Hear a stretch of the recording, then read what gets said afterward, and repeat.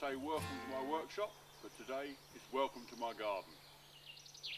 Now in this video I'm going to do something slightly different, and I'm going to be making myself a food smoker.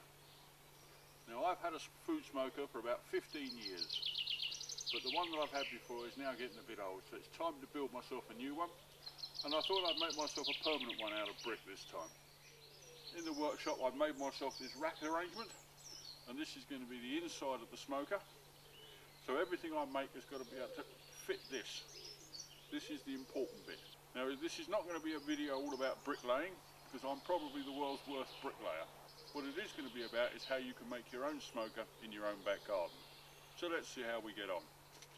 Now as you can see, I've already made myself a concrete base. So the first job is to make a brick plinth, which is going to be big enough in order to take the frame on the inside. I just want to lift the whole thing up a few bricks, because I'm getting old and I don't want to spend all my life bending down. This is where you see I'm really not a bricklayer. It's taken me about 2 hours to get to here, whereas if you were a proper bricklayer, you'd do this in about 15 minutes. Now what I've done is I've made myself a plinth, and this is going to be the bottom of the smoker. The smoker that I'm replacing was a hot smoker, so I want to do that, but I also want to be able to use this as a cold smoker. And I'll talk some more about that in a minute. But as it's a hot smoker, I need to be able to have a fire inside the smoker itself, and it needs to be a fairly decent fire. I need to have a little bit of airflow coming through the structure, going up and coming out the back through a chimney. Now I've got a pair of these bricks, which are the only bricks that I've bought. Everything else has been reclaimed from somewhere around the garden. And these are ventilation bricks, and these are going to fit one either side at the back about here, and they'll create a little bit of airflow up through the structure. Now through the magic of video I shall carry on doing this. I'm sure it will take me about 3 or 4 hours, because I've got to get it up to about somewhere around here. So that's going to take quite a while. Well, I never claimed to be a bricklayer. It's taken me 8 hours, it's taken me all day to get this far. I've come all the way up and I've put this block at the back, and this is going to act as the vent. So the air is going to come in through the bottom, come up, come out the back, and then I've got something to go on the back. So I'm just going to finish round the sides, put myself a lintel in, and then I'm going to leave it overnight to harden.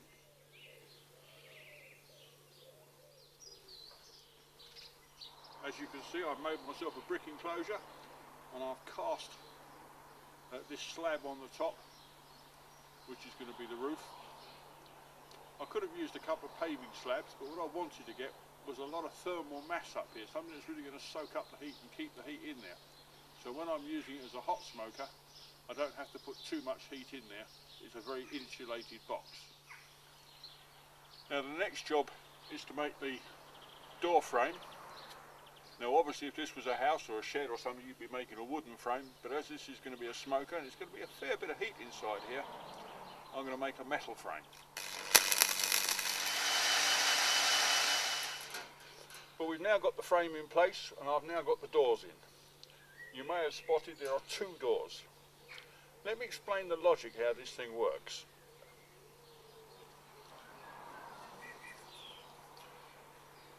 The idea is that this can be used both as a hot smoker and a cold smoker. Now when it's being used as a cold smoker, you have a little pile of sawdust in the bottom there, and you really don't want any heat in there at all. So it's a little pile of sawdust that fills a big box, at which point we shut both of the doors. When it's being used as a hot smoker, what happens is we have a fire in the bottom with some wet chips on it, and that's what makes the smoke and smokes the food. But we need the heat in order to cook the food, so therefore we need to have some way of regulating the heat. So the top door, which is the big door, will always be shut. The bottom door, I have the option. I can have the door open or shut, or somewhere halfway between the two, and that enables me to regulate the heat, or regulate the air going to the fire, which regulates the heat. Now I'm spraying this with a special high temperature stove paint, just to protect it against the elements.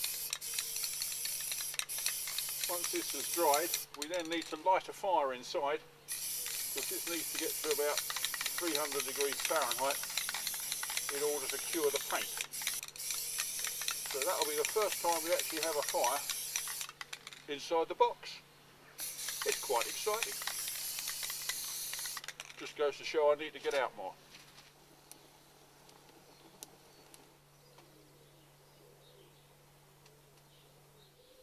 As you can see, the structure of the smoker is now finished. So we can't put it off any longer. It's time to actually make something. Now, as you can see, I've made myself a nice steel frame. This is going to fit inside the smoker. But let me show you how it works before I put all this in, because once it's in, you'll never see it again. So what I've done is I've made a nice little frame with a couple of shelves here using a bit of angle iron. I've then managed to get these barbecue grills, and that's what the food actually sits on. At the bottom I've got a baking tray, and that will go in there, and as I'm using this in hot smoker mode, what will happen is I'll fill that with charcoal and some wet wood chips, and that will create the heat and that will create the smoke. Now what I don't want is that heat going straight up, because all that's going to do is roast the meat, and that's not what I want to do. I want to smoke it. So I've got this metal plate here, which is a bit of 3mm plate, and just to make it a little bit better, I then put another baking tray on there, and that baking tray I'm going to fill with water. So now you understand the theory, let's do it. So as you can see, I've now set the fire going. Now I'm using some commercial charcoal at the bottom, and then onto that I've put some of my own charcoal, and if you haven't already seen how I make charcoal, you need to look at one of my other videos. My stuff has a completely different flavour. So what I'm going to do is I'm going to leave that to light, and that will char. We need this fire to go for about 3 hours, so we need a fairly decent pile of charcoal to start with. But obviously once we shut the doors and we restrict the airflow, that will go down quite a lot, but we just need to get it started at the moment. Then we're going to put our plate of hot water, and then we're ready for some food. It'll take about 10 minutes before we're ready to start putting the food in, and then when we are, it'll take about 3 hours to cook, and by heck, it's going to be good. Well, here we are for the inaugural smoke. So as you can see, we've got a fire going at the bottom there. In a moment when we shut the door, that will die down completely because we're going to be restricting the airflow. In this bowl I've got some wood chips. This is beech, and I've had it soaking for sort of 10 or 15 minutes, and I'm just going to put those on our fire like that, and that's making a nice lot of smoke. And all we're going to do now is lock it up, and I shall come back and look at that in about 2 hours time. So about the one thing I am missing from this is I would normally want to put a temperature gauge on the middle there so you can know what you're cooking at. Now I have ordered one from America, but it's going to take a little while to arrive. I don't think I can wait that long. I need to find out how this thing works.